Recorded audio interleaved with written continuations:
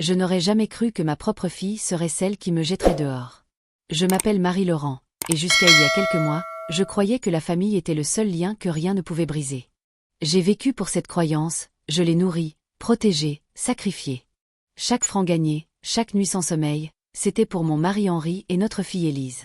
Mais lorsqu'Henri est mort après une longue maladie, j'ai découvert à quel point l'amour pouvait être fragile. Les murs de notre maison à Avignon résonnaient de son absence, et je me disais, au moins, il me reste ma fille. J'avais tort. Quand j'ai vendu la maison qu'Henri et moi avions construite ensemble, Élise m'a dit, « Viens rester un peu avec nous, maman. » Sa voix tremblait de pitié, pas d'amour. Je ne l'ai pas remarqué à ce moment-là. J'aurais dû. Son mari, Luc, m'a à peine regardé lorsque je suis arrivée dans leur petit appartement près de la rue Saint-Michel. Il m'a saluée comme une invitée de trop. J'ai essayé de ne pas déranger. Je faisais la cuisine, le ménage, j'arrosais leurs plantes, je gardais leur petit garçon. Mais le regard de Luc me suivait, plein de mépris silencieux. Chaque soupir, chaque geste disait ce que ces mots taisaient. Tu n'as pas ta place ici. La tension grandissait doucement, comme la pluie avant l'orage. Il éteignait la télévision pendant que je regardais mes émissions. Il se moquait de mes recettes, les appelant « cuisine de village ». Une fois, quand j'ai fait tomber une cuillère, il a murmuré, un autre bruit inutile d'une bouche inutile. Cette nuit-là, Élise n'a rien dit. Elle a juste baissé les yeux. Et puis il y a eu la nuit. Le dîner était simple, un pot-au-feu, le plat préféré de Luc. Il n'y a pas touché. Il a bu une gorgée de vin, s'est penché en arrière et a dit froidement, « Marie, il faut qu'on parle. Cette situation ne peut plus durer. Nous ne sommes pas une œuvre de charité. » Je suis restée figée. Élise a baissé les yeux. « Je pense juste, dit-elle doucement, qu'il vaudrait mieux que tu trouves quelque chose de plus stable. Pour le bien de tout le monde. » Le bien de tout le monde. Ces mots m'ont transpercée. Je n'ai pas crié. Je n'ai pas pleuré. J'ai simplement pris mes 2 valises, toute ma vie réduite à 40 kilos de silence, et je suis partie. Les rues d'Avignon étaient vides, mouillées par la pluie de printemps. Je suis restée dehors 1 heure, tremblante, réalisant que je n'avais nulle part où aller. Ma fille n'est pas venue. Cette nuit-là, j'ai pris une chambre dans un petit motel près du Rhône. Le papier peint se décollait, et l'air sentait la solitude. En fixant le plafond, une seule pensée brûlait dans mon esprit. Ils pensent m'avoir effacée. Mais ils n'ont aucune idée de ce qui les attend. Car le lendemain matin, j'allais découvrir quelque chose caché dans une boîte. Et cela ferait de moi une femme qu'ils apprendraient à craindre. La lumière du matin sur Avignon était pâle et impitoyable. Elle glissait à travers les stores cassés du motel, tombant sur ma valise. Celle qui sentait encore vaguement la maison. Je n'avais aucun plan, aucune direction, juste un brouillard de colère enveloppé de chagrin. Assise au bord du lit étroit, mes mains tremblaient lorsque j'ouvris la dernière boîte que j'avais emportée de mon ancienne maison. Elle contenait des choses sans importance apparente, des lettres, des photos, quelques souvenirs d'Henri. Et sous tout cela, à moitié enfoui dans du papier journal jauni, se trouvait quelque chose dont je ne me souvenais pas, un petit journal relié en cuir. Ce n'était pas le mien. La couverture était craquelée, les bords usés. À l'intérieur de la première page figurait un nom écrit à l'encre effacée, Madeleine Roche-Laurent, ma mère. Je n'avais pas vu son écriture depuis l'enfance. Un instant, je restais figée, hésitant à l'ouvrir. Mais la curiosité est une forme de survie quand on n'a plus rien à perdre. Les premières pages semblaient banales, des recettes, la météo, quelques commérages d'église. Mais en tournant les pages, les mots de ma mère prirent une teinte plus sombre. Il est revenu aujourd'hui. Il dit qu'il aimerait que les choses soient différentes. Qu'il aimerait pouvoir faire de moi sa femme. Mais il a un nom, une réputation à protéger. Marie ne doit jamais savoir. Mon souffle se coupa. Marie ne doit jamais savoir. Je continuai à lire, page après page de rencontres secrètes, de promesses murmurées, d'enveloppes d'argent, pour l'enfant. Mon estomac se serra. Elle ne mentionnait jamais son nom complet, seulement ses initiales, à elle. Puis, une entrée attira mon attention. Il a promis que si quelque chose lui arrivait, il veillerait à ce que Marie soit protégée. Un héritage, une lettre, quelque chose laissé en son nom. Son avocat saura quoi faire. Mes mains tremblaient si fort que je pouvais à peine tourner la page. La ligne suivante me fit lâcher le livre. Il s'appelle André Lefebvre. Le même André Lefebvre qui possédait la moitié des immeubles du sud de la France. Le même homme qui venait autrefois à la boutique de mon père quand j'étais enfant. Un homme dont le nom figurait encore sur les quittances de loyer que Luc payait chaque mois. Un sourire cruel se dessina sur mes lèvres. Si ce que j'avais lu était vrai, alors je n'étais pas une simple veuve oubliée. J'étais la fille non reconnue de l'un des hommes les plus riches d'Avignon. Et si une partie de sa fortune me revenait, alors le destin venait de me tendre une arme. Je refermai lentement le journal, mon reflet se dessinant dans le miroir fissuré du mur. Il pensait m'avoir brisé, murmurai-je. Mais maintenant, je sais exactement par où commencer. Car le premier nom que j'allais chercher n'était pas celui d'André Lefebvre, mais celui de son avocat. Le lendemain matin, mon objectif était clair. Je ne pleurerai plus.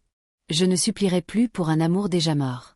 J'allais découvrir la vérité que ma mère avait voulu cacher, et m'en servir. J'ai emporté le vieux journal au petit café en face du motel, commandé un café noir, et ouvert mon ordinateur portable. Mes mains tremblaient légèrement pendant que je tapais. André Lefebvre, avocat, Avignon, succession.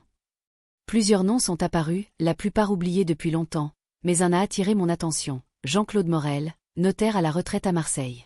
Le nom figurait dans un ancien registre d'affaires des années 1990, lié autrefois à Lefebvre Holdings. J'ai hésité un instant. Marseille était à 2 heures de train, et il me restait à peine de quoi acheter le billet. Mais quelque chose en moi murmurait, va. Le train traversait la campagne, longeant des vignes et des champs baignés de lumière. Pour la première fois depuis des semaines, je me sentais éveillée.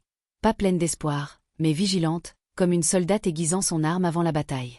À mon arrivée à Marseille, l'adresse m'a conduite à un petit cabinet près du Vieux-Port. L'enseigne en laiton était ternie, les volets à moitié fermés. J'ai frappé. Un vieil homme a ouvert la porte. Mince, les cheveux gris, les yeux encore vifs malgré l'âge. Oui? Je m'appelle Marie-Laurent. Je crois que vous avez autrefois représenté monsieur André Lefebvre.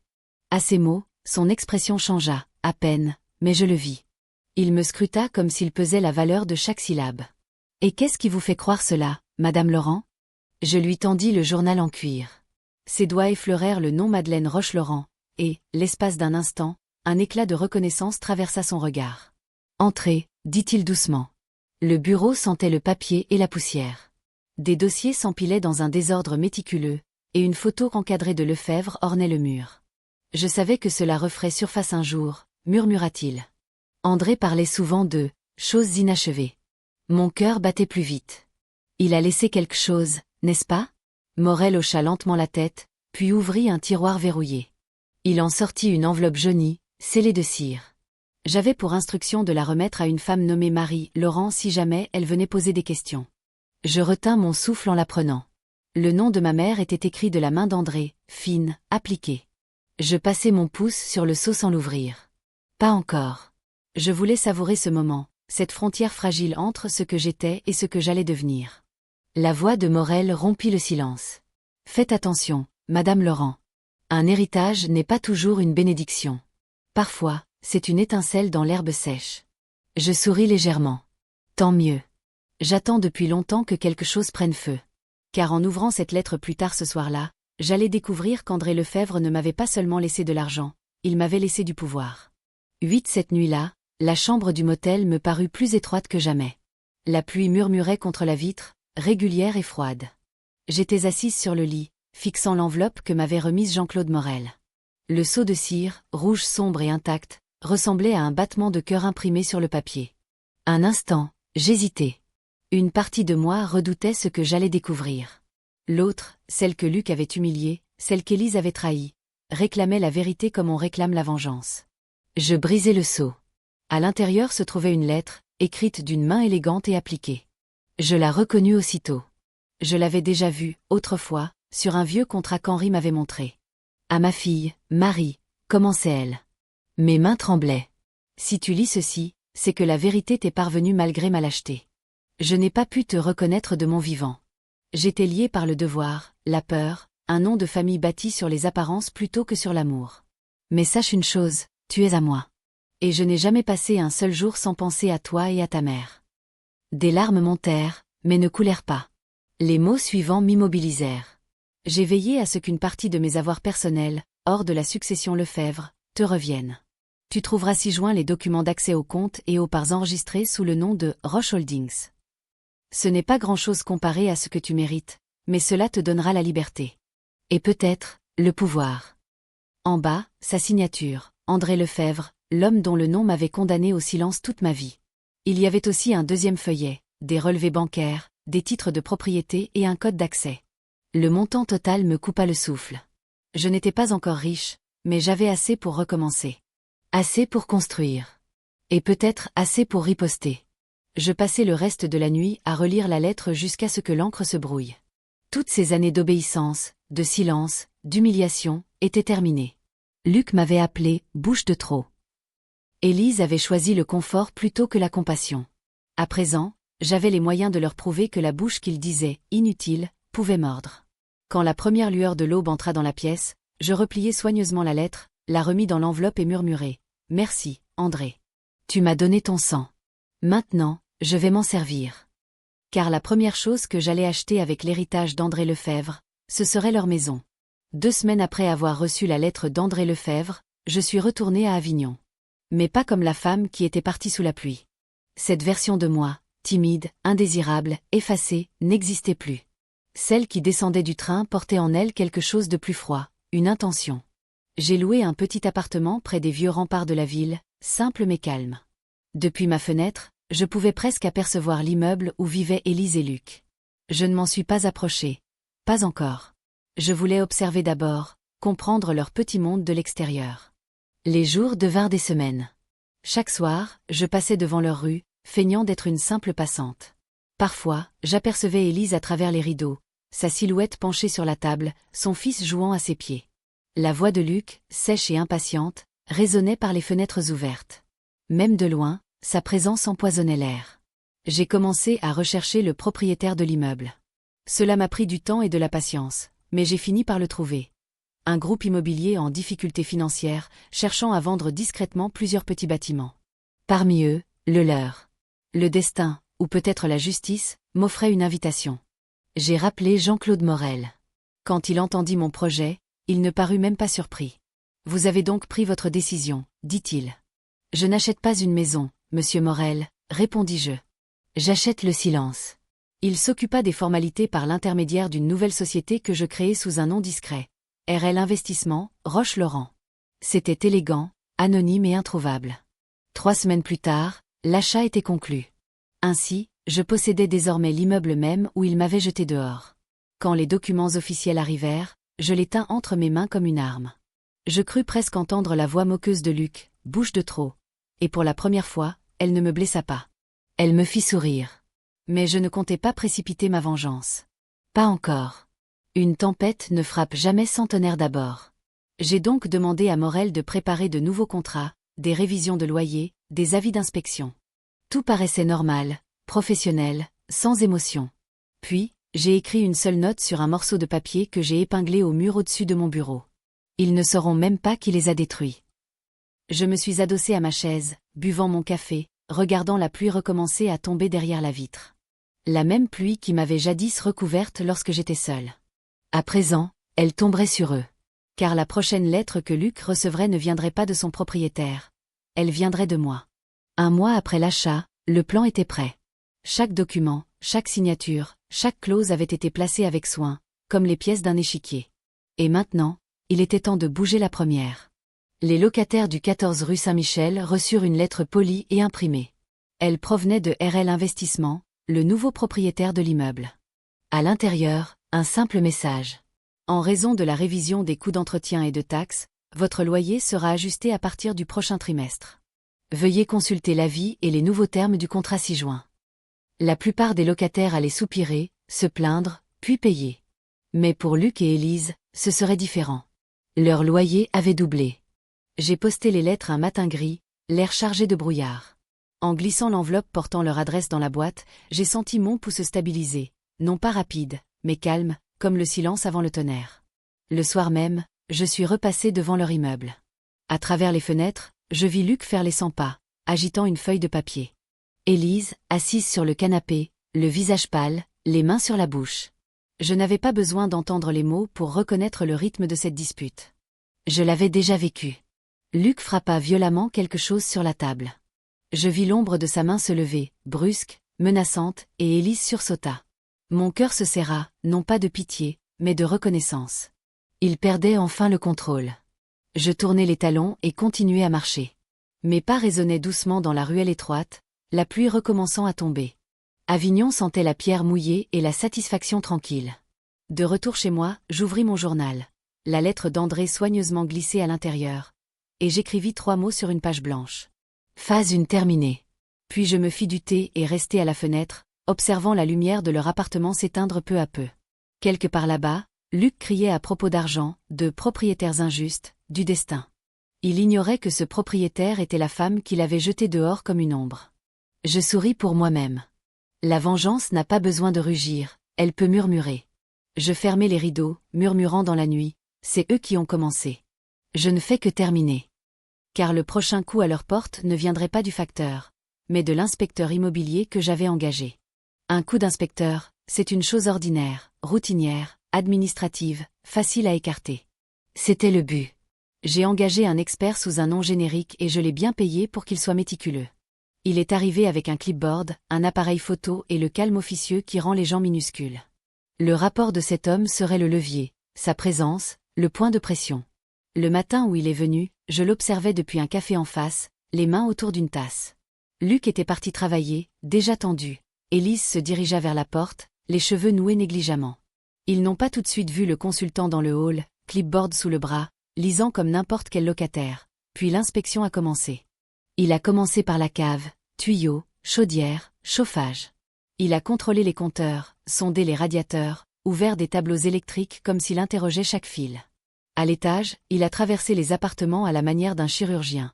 Précis, concentré, sans indulgence. Le vieil immeuble gémissait sous son attention comme une chose coupable. Quand il a ouvert la porte de Luc et d'Élise, j'ai ressenti une petite montée d'adrénaline. Il posait des questions, sur la moisissure, la ventilation, des modifications illégales. Il a photographié des carreaux fissurés, un cercle brun autour de la bonde de la douche, la légère trace de moisissure dans un coin de la salle de bain. Il a noté l'encadrement de fenêtres affaissées et le chambranle déformé. Des détails mineurs, faciles à réparer.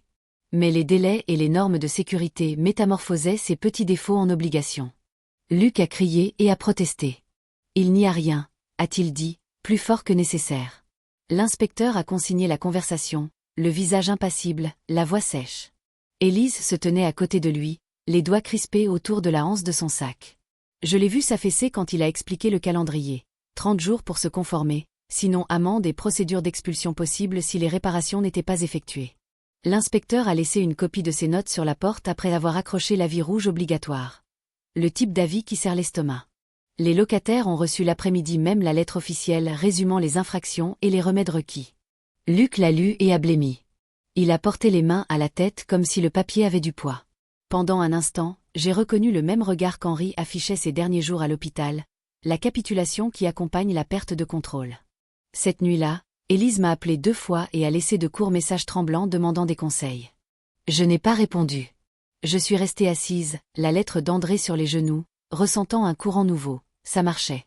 Pas parce que je souhaitais les voir détruits, pas par pure cruauté. Mais parce que la vérité avait des crocs, et pour une fois, elle mordait. Je me suis fait du thé et ai épinglé une nouvelle note au-dessus de mon bureau. Phase 2, pression. Car pendant que Luc chercherait un entrepreneur, je m'assurerais discrètement que le calendrier reste impitoyable. Et la prochaine surprise serait une chose qu'il ne pourrait pas ignorer. Les 30 jours de l'avis d'inspection semblaient une attente avant l'orage. Pour la plupart des locataires, c'était un bruit de fond administratif. Pour Luc, c'était le compte à rebours vers la ruine. Il fit tout à sa manière bruyante et maladroite. Heures supplémentaires à l'entrepôt, nuit à emballer des cartons jusqu'à ce que ses épaules le fassent souffrir, coups de téléphone noyés par le bourdonnement des néons. Il retapa son CV et l'envoya à toutes les agences locales, puis resta abasourdi quand les recruteurs l'ignorèrent. La fierté et la panique font de pauvres alliés. Élise vendit d'abord les petites choses, le jeu de vaisselle supplémentaire, la machine à pain, le vieux vélo enchaîné au balcon. Elle découpait des coupons, comptait chaque œuf, renonçait au café le matin. Le soir, elle restait à la table de la cuisine, regardant la liste de réparation de l'inspecteur, suivant du doigt les chiffres comme quelqu'un qui chiffre une condamnation. Des lettres s'amoncelèrent sur leur plan de travail. Rappel de paiement, mise en demeure, petites menaces de la part d'artisans au sujet d'acomptes impayés. Un appel de la compagnie d'électricité avertit que si le solde n'était pas réglé, ils programmeraient la coupure. Leur monde se réduisait à des dates d'échéance et à la froide mathématique de la survie. À 10 jours du délai, Luc fit quelque chose que je n'avais pas prévu. Il demanda indulgence et un échéancier au gestionnaire. Il envoya des courriels mêlant colère et humilité, des voix alternées comme s'il choisissait quel masque porteur. Le gestionnaire répondit poliment. Le propriétaire, RL Investissement, doit être traité à égalité, aucune exception. Il ne révéla pas notre nom. Il n'en avait pas de raison. C'était voulu. Je voulais sa panique, pas ses supplications. Je voulais qu'il ressente ces règles qu'il traitait autrefois de petites contrariétés. Il avait dit qu'une femme comme moi n'avait aucun levier. Pas d'argent, pas d'option. Il apprendrait le contraire. À 10 jours de l'échéance, un artisan leur donna un devis 3 fois supérieur à leurs économies. Luc jura, claqua des portes, menaça de partir. Il ne pouvait pas se permettre de partir, ce serait la ruine. Il ne pouvait pas non plus avouer à qui que ce soit qu'il envisageait la faillite. La fierté est petite et collante, elle s'accroche. Je l'observais depuis ma fenêtre tandis qu'il faisait les 100 pas sous les lampadaires sodium, la lumière ambrée de la ville le rendant plus petit. Élise pleura une fois dans la cage d'escalier, un son qui me transperça la poitrine. Un instant, une sorte de vieille compassion tenta de s'approcher. Je la laissai flotter puis refermai ma main dessus. Ce n'était pas seulement pour moi. C'était pour chaque humiliation que j'avais avalée. La 9e nuit, un avis final arriva, formel, froid, estampillé de délai. Il tomba sur leur paillasson comme un verdict. Luc le lut et, pour la première fois, regarda le monde sans bravade. Il sortit et claqua la porte, et je sus que le prochain geste serait désespéré. Car quand Luc ne put plus payer, il engagea quelqu'un pour creuser sur RL Investissement. Quelqu'un qui promit de trouver le propriétaire. Et la piste qu'il suivrait l'amènerait dangereusement près de la vérité. Luc avait toujours été doué pour le soupçon. C'était son bouclier préféré. En accusant les autres, il n'avait jamais à affronter ses propres échecs. Alors, lorsque l'avis final arriva, il fit ce qu'il savait faire de mieux, chercher un coupable. En 2 jours, il avait engagé un enquêteur local. L'homme s'appelait Vincent Duret, un ancien journaliste désormais spécialisé dans la traçabilité d'entreprise, une expression polie pour désigner l'espionnage légal. Moyennant un modeste honoraire, Vincent promit de découvrir qui se cachait derrière RL Investissement. Je l'appris par le gestionnaire de l'immeuble, qui mentionna qu'un homme posait des questions étranges au sujet du nouveau propriétaire. J'ai souri calmement et les remercié, mais cette nuit-là, j'ai senti ce frisson familier de l'exposition. Mon secret avait désormais une odeur, et Luc l'avait flairé. Je passai la soirée à examiner chaque document déposé par Morel, chaque nom sur chaque contrat. Rien ne menait directement à moi. Ma société était une coquille parfaite, l'adresse un bureau loué, l'enregistrement géré par des intermédiaires. Pourtant, la paranoïa est une vieille amie. Elle s'installe en silence dès qu'on lui ouvre la porte. Le lendemain matin, je décidai de voir Morel. Il me reçut dans son petit bureau à Marseille, le visage fatigué mais serein. Alors, il fouille, dit-il en m'écoutant. C'était inévitable. Peut-il me trouver? Seulement si vous devenez négligente. Je hochai la tête, bien qu'une flamme de peur brûlât sous mon calme apparent. Avant que je ne parte, Morel se pencha légèrement. Madame Laurent, dit-il doucement, la vengeance est un instrument délicat. Trop de pression, et elle se retourne contre celui qui la tient. Je ne tiens pas une lame, répondis-je. Je l'aiguise. De retour à Avignon, j'observais depuis ma fenêtre tandis que Vincent Duret commençait ses rondes silencieuses. Il parlait aux voisins, recueillait des échantillons de courrier, photographiait les sonnettes. Il parla même brièvement à Élise un après-midi, carnet en main. Je reconnus son sourire poli, celui qu'elle portait lorsqu'elle avait peur. Pendant plusieurs jours, il rôda dans le quartier, toujours avec cette patience de journaliste, souriant, écoutant, accumulant. J'avais sous-estimé la détresse de Luc, la peur l'avait rendu ingénieux. J'appelai de nouveau Morel. « Dois-je l'arrêter ? » ?»« Non, répondit-il. Laissez-le chercher. La meilleure façon de cacher quelque chose, c'est encore de lui donner une fausse piste. Cette nuit-là, j'ouvris mon ordinateur et rédigeai un nouveau dossier. De fausses pistes, de faux comptes, de fausses correspondances reliant RL Investissement à un investisseur fantôme à Lyon. Si Vincent suivait la trace, il s'éloignerait à des kilomètres de la vérité. Mais en travaillant, une pensée me hantait. S'il creusait trop longtemps, il ne trouverait peut-être pas la société. Il trouverait moi. Car la prochaine personne qui frappa à ma porte n'était pas Vincent Duret, c'était Élise. Et elle pleurait. Quand on frappa à la porte, c'était timidement, 3 petits coups, hésitants, comme si la personne ne savait pas si elle devait être là. Je me figeai, la main encore posée sur ma tasse de thé. Dehors, la pluie murmurait contre la vitre, et un instant, je crus avoir rêvé. Mais le bruit revint. J'ouvris la porte. Et elle était là. Élise se tenait dans le couloir, trempée par la pluie, les cheveux collés à son visage. Ses yeux étaient rouges, non pas de colère cette fois, mais d'un poids plus lourd. Elle paraissait plus petite que dans mes souvenirs, comme une enfant perdue. Maman. Le mot flotta entre nous, tremblant. Pendant un instant, il ne semblait pas réel. Je l'avais entendu 1000 fois, lorsqu'elle était petite, lorsqu'elle avait besoin de réconfort, lorsqu'elle voulait quelque chose. Mais cette fois, il était différent. Il portait le goût du regret. Je la laissai entrer sans un mot. Elle fit un pas à l'intérieur, frissonnante, observant mon modeste appartement comme si elle me découvrait pour la première fois.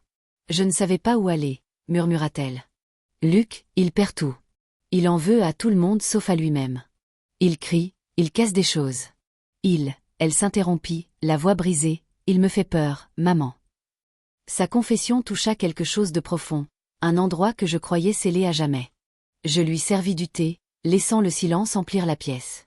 Tu es venu ici parce que tu cherches un refuge, dis-je doucement. Pas parce que tu voulais me voir. Elle baissa les yeux. Peut-être les deux. Ses mains tremblaient en tenant la tasse. Je n'arrête pas de penser à ce qu'on a fait, à la façon dont on t'a chassé.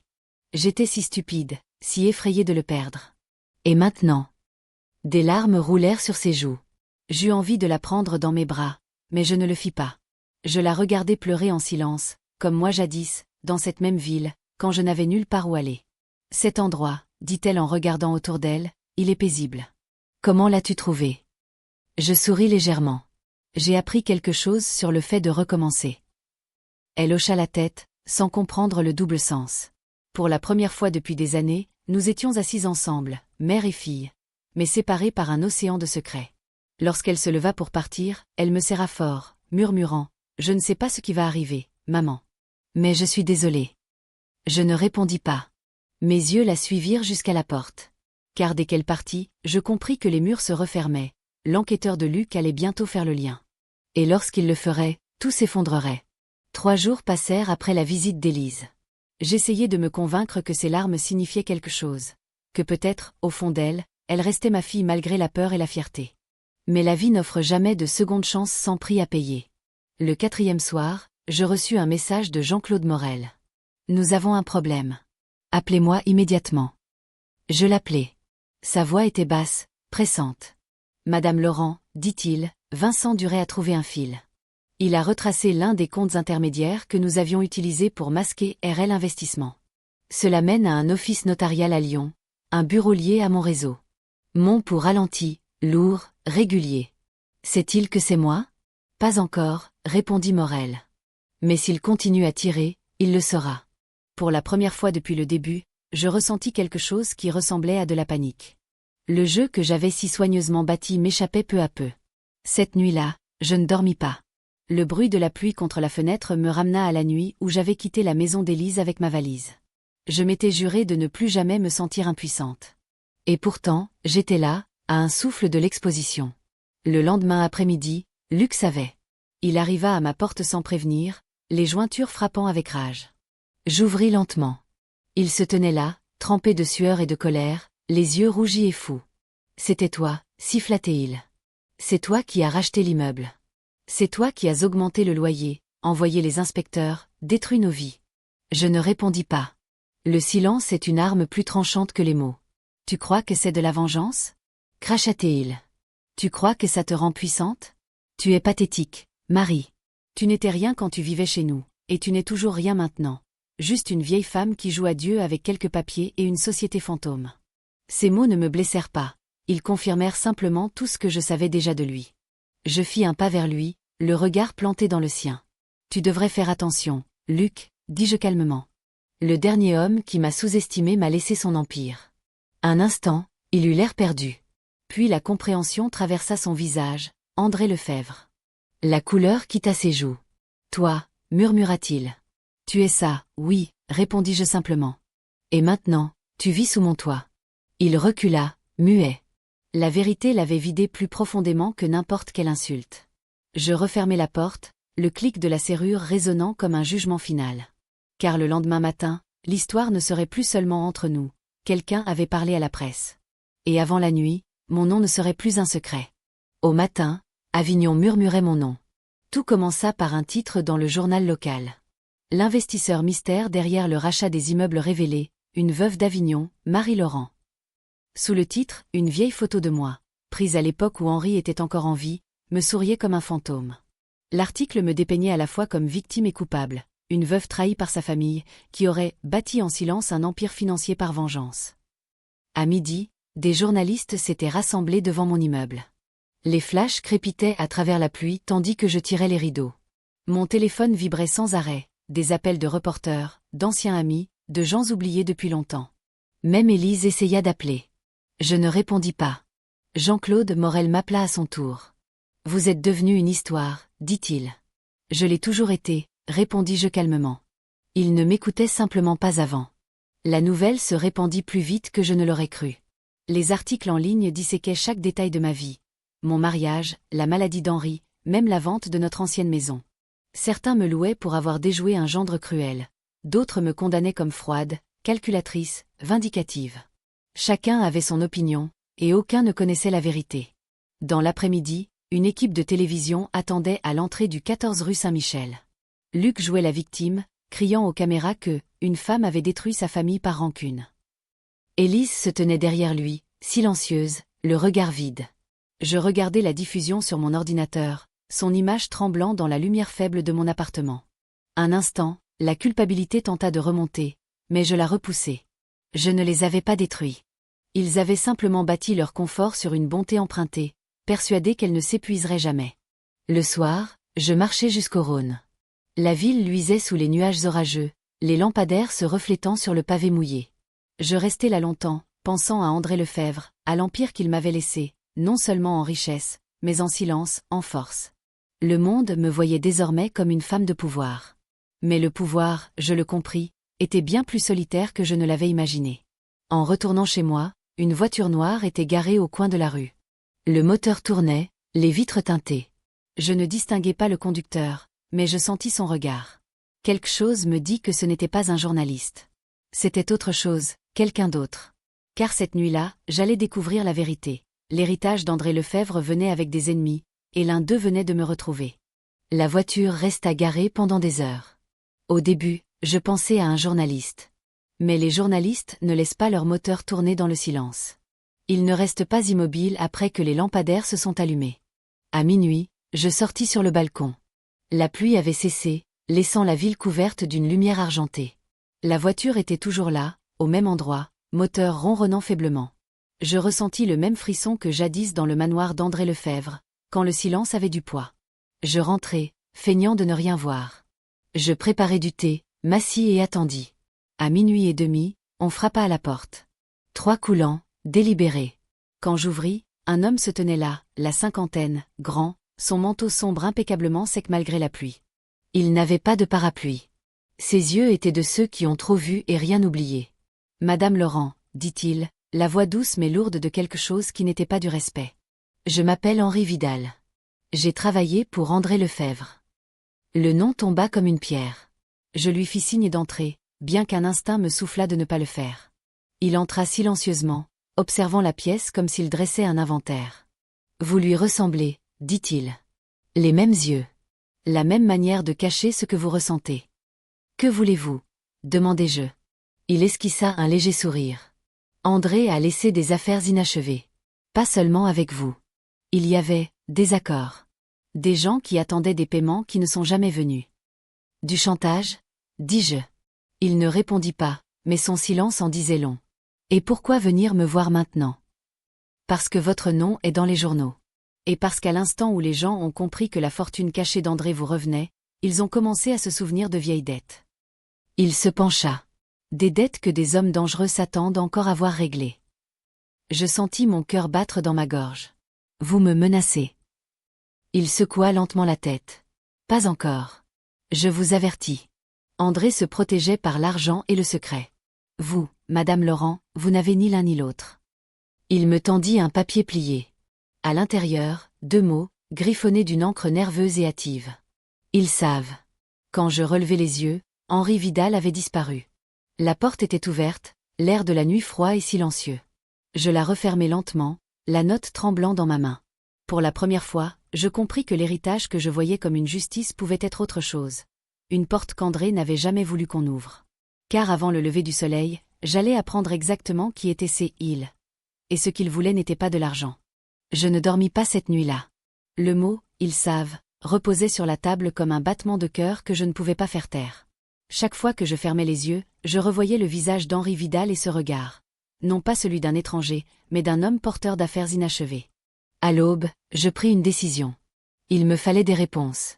J'appelai Jean-Claude Morel dès que le ciel commença à pâlir. Il semblait tendu, comme s'il attendait mon appel. Vidal est venu me voir, dis-je. Je sais, répondit-il. Et vous devriez l'écouter.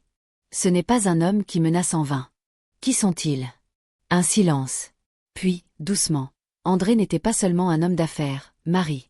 Il avait des associés qui ne suivaient pas toujours la loi. Une partie de sa fortune venait de sources que la justice n'a jamais vues. À sa mort, cet argent a disparu. Mais maintenant que votre nom est public, il pense que je l'ai, terminé-je pour lui. Oui, murmura Morel. Et ils viendront le chercher.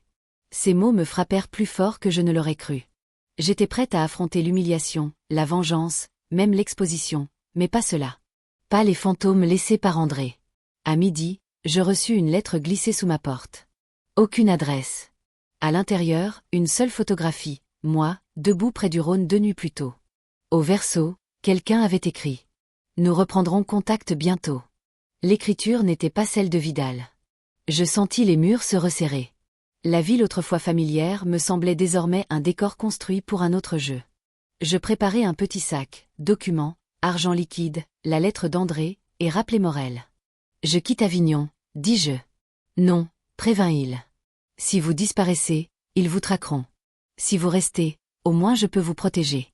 Me protéger comment? Par l'information, dit-il. Vidal gérait autrefois le côté obscur des comptes d'André.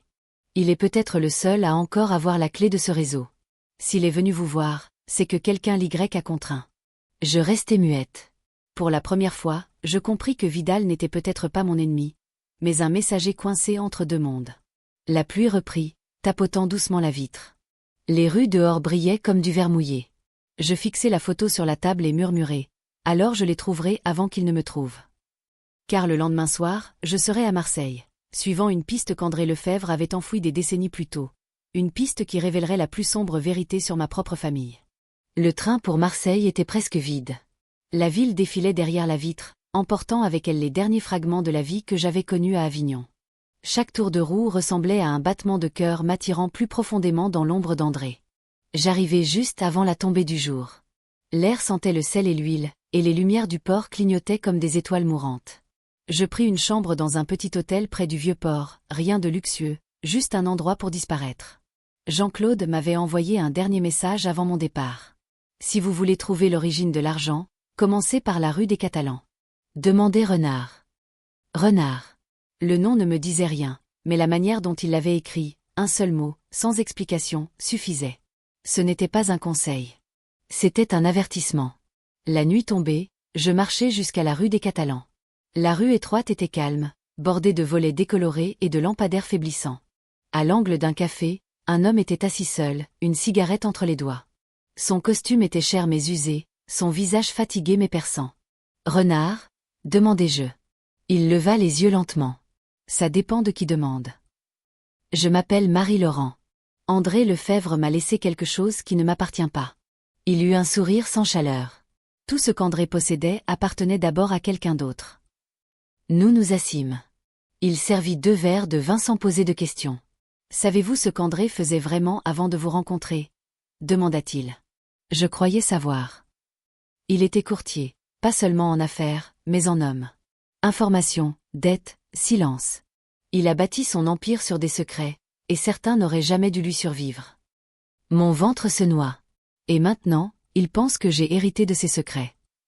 Renard acquiesça. Ils ne le pensent pas seulement. Ils le savent. Vidal faisait partie des nôtres autrefois, jusqu'à ce qu'André trahisse le mauvais homme. Il essaie de vous protéger, Madame Laurent, mais vous êtes déjà trop impliquée. Qui sont-ils? demandai-je. Il se pencha, baissant la voix. Ils s'appellent les veilleurs, ceux qui profitèrent du silence d'André et qui détruiront quiconque l'auront. Ce nom me glaça. Alors que veulent-ils de moi? Renard me regarda, les yeux sombres et fatigués. Pas votre argent, dit-il. Votre silence. Avant que je ne réponde, une voiture freina brutalement dehors. Le visage de Renard changea, la peur, pure et soudaine. Il murmura, Ils nous ont trouvés. Car lorsque les coups de feu éclatèrent, je compris que le monde d'André ne m'avait pas simplement suivi jusqu'à Marseille. Il venait enfin me réclamer. Le premier coup de feu brisa la vitre du café. Renard fut plus rapide que je ne l'aurais cru. Il m'attrapa le bras et me tira derrière une colonne au moment où une autre balle traversait le mur. Le verre tomba comme de la glace. Les clients hurlèrent et se ruèrent vers la sortie, la panique emplissant l'air. « Restez à terre !» cria-t-il. Nous rampâmes vers la porte arrière. Mon cœur battait si fort que je crus qu'il me trahirait. Je n'avais jamais entendu de vrais coups de feu auparavant, ce n'était rien comme au cinéma. C'était plus fort, plus lourd, presque vivant.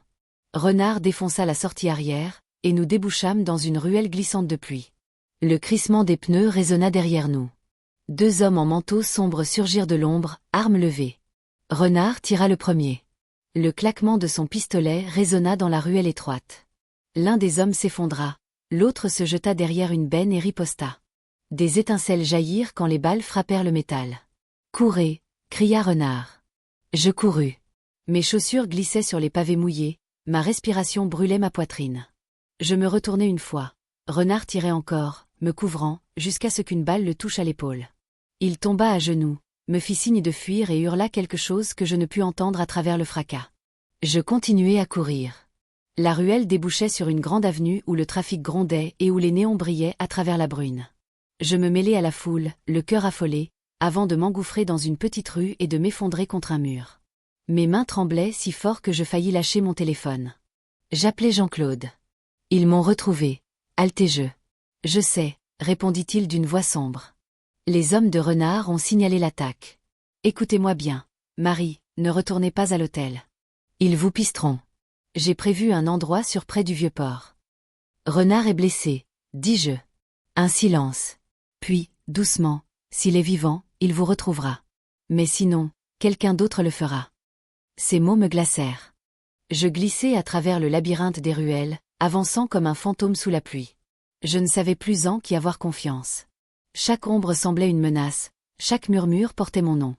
Quand j'atteignis enfin le Vieux-Port, j'aperçus une silhouette sous le lampadaire du quai. Ce n'était pas Jean-Claude. C'était Élise. Son manteau était trempé, ses yeux grands ouverts de peur.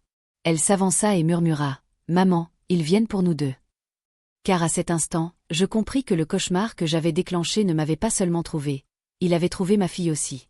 Pendant un instant, aucune de nous ne bougea. La pluie tombait du quai au-dessus, et la mer en dessous gémissait comme une bête blessée. Le visage d'Élise était pâle, sa respiration saccadée. « Comment m'as-tu trouvé ?» murmurai-je. « Jean-Claude a appelé, » dit-elle. « Il m'a dit que tu étais en danger. Il a dit que si je voulais survivre, je devais te trouver avant eux. » Les mots glissèrent dans mon dos comme de la glace. Si Jean-Claude lui avait parlé, c'est qu'il lui faisait confiance, ou qu'il se servait d'elle. Avant que je ne puisse en dire plus, des phares balayèrent le port. 2 voitures sombres avançaient lentement le long du quai, leurs faisceaux perçant le brouillard. Élise me saisit la main. « Ils me suivent depuis Avignon, » dit-elle. Je croyais les avoir semés. Nous nous blottîmes derrière des caisses de pêche quand les voitures s'arrêtèrent. Les portières claquèrent. Des pas résonnèrent sur le béton mouillé. « Ne fais pas de bruit, » chuchotai-je. Les hommes se séparèrent par paires, balayant les docks avec des lampes. Leurs gestes étaient précis, entraînés. Pas des journalistes. Pas des voleurs. Des veilleurs. Je montrai un passage étroit derrière les entrepôts. Par ici. Nous glissâmes dans l'ombre, avançant entre les caisses et les machines rouillées jusqu'à une ruelle menant vers l'intérieur du port. L'odeur du diesel et du sel emplissait l'air. Mon cœur battait si fort que j'entendais à peine les vagues. « Où allons-nous » chuchota Élise. « Chez quelqu'un qui peut nous cacher, » dis-je. Un vieil ami d'André. Un homme nommé Ferrand. Elle hésita. « Tu lui fais confiance ?» Non, répondis-je. Mais la confiance est un luxe. Derrière nous, une voix cria, puis une autre. Les faisceaux se rapprochèrent. Élise halta lorsqu'un rayon effleura son visage. Je la tirai vers le bas juste au moment où un coup de feu éclata, percutant le tuyau métallique à côté de nous. Nous courûmes. La ruelle déboucha sur un pont étroit au-dessus des docks. Le vent de la tempête hurlait, fouettant nos manteaux tandis que nous traversions en courant. Un autre coup partit, puis un second. Des étincelles éclatèrent à nos pieds. Élise trébucha, je la rattrapai et la traînai jusqu'à l'extrémité du pont. Le bateau de Ferrand nous attendait, moteur allumé, lumières éteintes. Il se tenait sur le pont, une cigarette rougeoyant dans l'obscurité. « Montez !» cria-t-il. Nous sautâmes à bord tandis que les balles frappaient l'eau autour de nous. Ferrand enclencha la manette, et le bateau s'élança dans la mer Noire. Les lumières de Marseille s'effacèrent derrière nous. Car tandis que les vagues engloutissaient le rivage, je compris que Ferrand ne nous emmenait pas vers la sécurité. Il nous emmenait tout à fait ailleurs. La mer était noire comme de l'encre. Les vagues frappaient la coque avec une violence sourde et rythmée, et le ciel nocturne avalait toute trace de la côte derrière nous. Ferrand se tenait à la barre, sa cigarette luisant faiblement comme une étoile mourante. Élise était assise près de moi, silencieuse, les bras serrés autour d'elle. « Où allons-nous » demanda-t-elle enfin. Ferrand ne se retourna pas.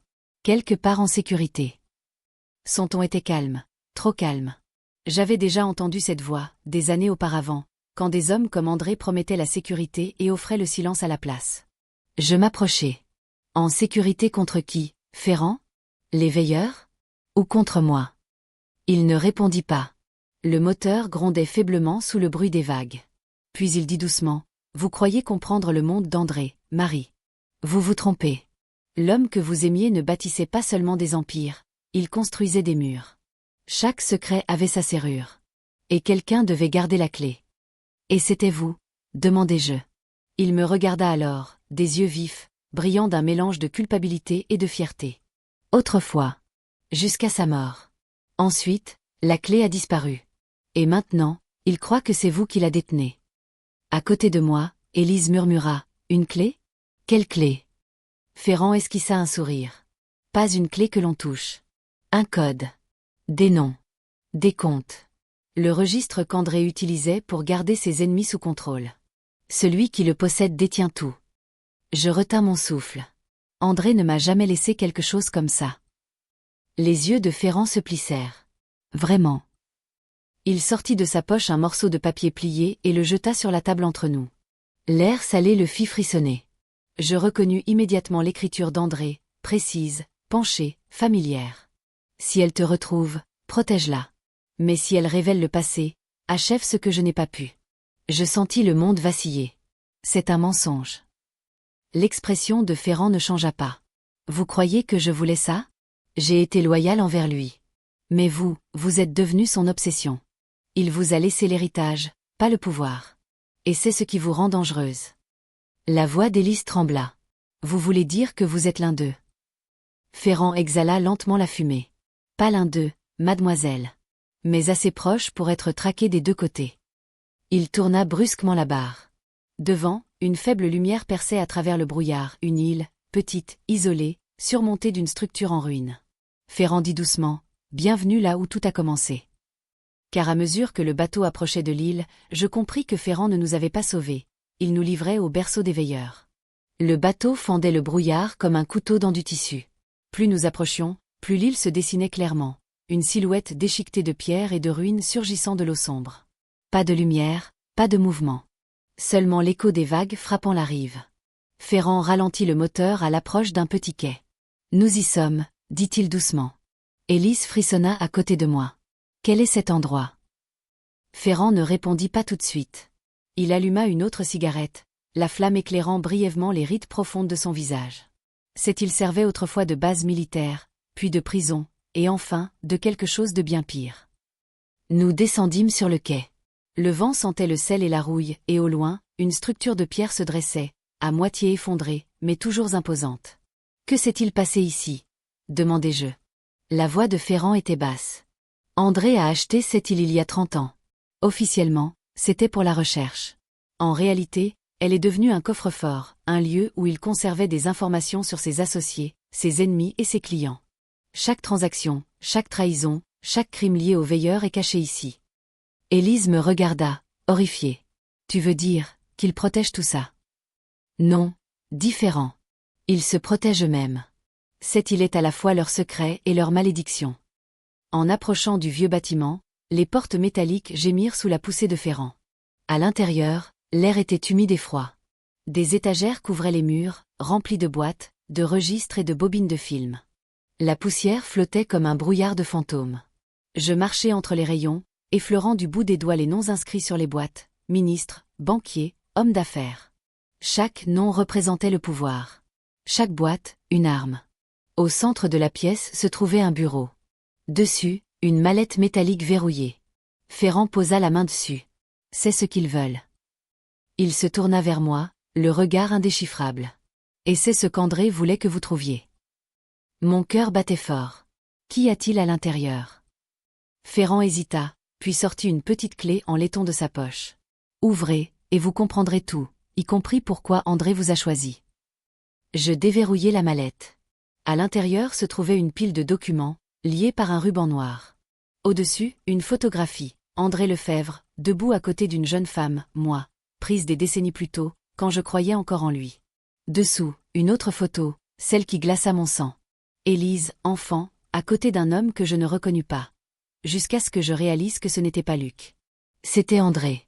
Car à cet instant, je compris. Ma fille n'était pas seulement au cœur de ma vengeance. Elle faisait partie de l'héritage d'André. La photographie tremblait entre mes mains.